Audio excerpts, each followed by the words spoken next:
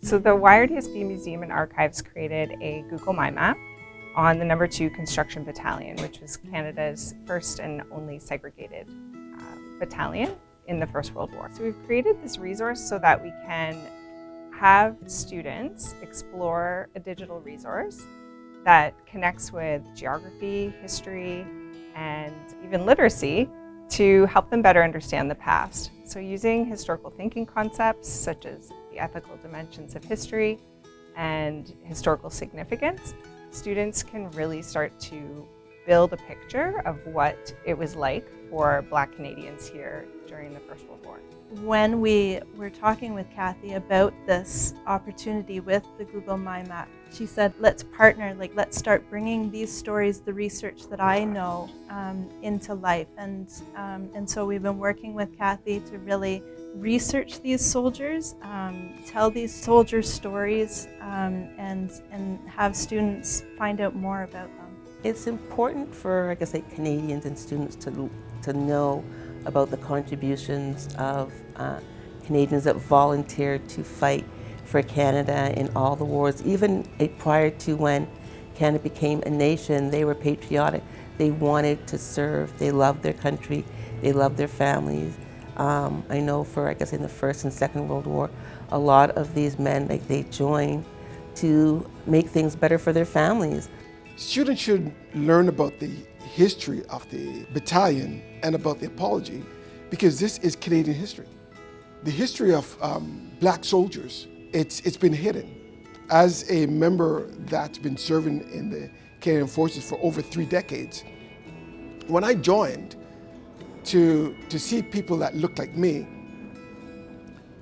it was only people in the very lower ranks that I saw.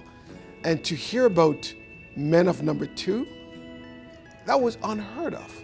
When I was first approached by the Museum and Archives to implement or try this out in the classroom, I was really interested and I was very intrigued because this project allows students to make intersections between digital technology and historical information, and to plot those points on a map digitally and visually is very helpful for our students' learning.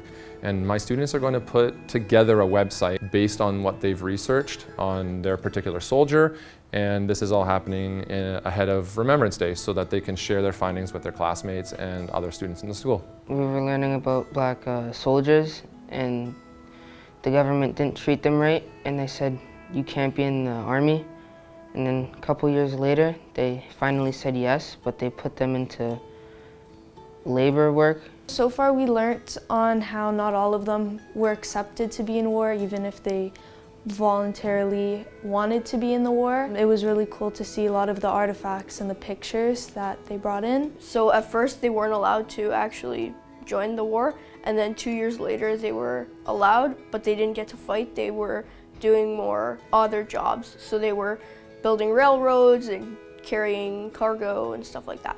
Well, we're in partners and we're gonna focus on one specific person, and we all have different ones, and we'll basically be focusing on them and learning about what they did and how long they were in the army for, and all the stuff about them. I really like the map tool because I find it really interesting to see where a lot of the soldiers came from, and kind of like their past, and I really like how you can personalize it and make it your own. I think it's important just to acknowledge those soldiers who were treated unfairly and poorly. I think that it's really important to learn about the Construction Battalion, to just kind of appreciate what they did and their contributions to the war, even though a lot of people may not have known about it, so kind of spreading awareness, which I think is really important.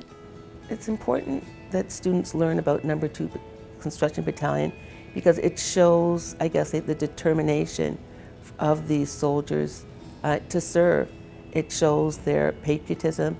A lot of times when you learn about First World War history, you don't see examples of members of the Black community. It's time for the educators to realize that they should not just maintain the status quo of telling history from somebody else's perspective of how it's been told over the years, but now it's time to change the game. Change the game in telling history tell Canadian history the way it is. And a part of Canadian history is about No. 2 Construction Battalion.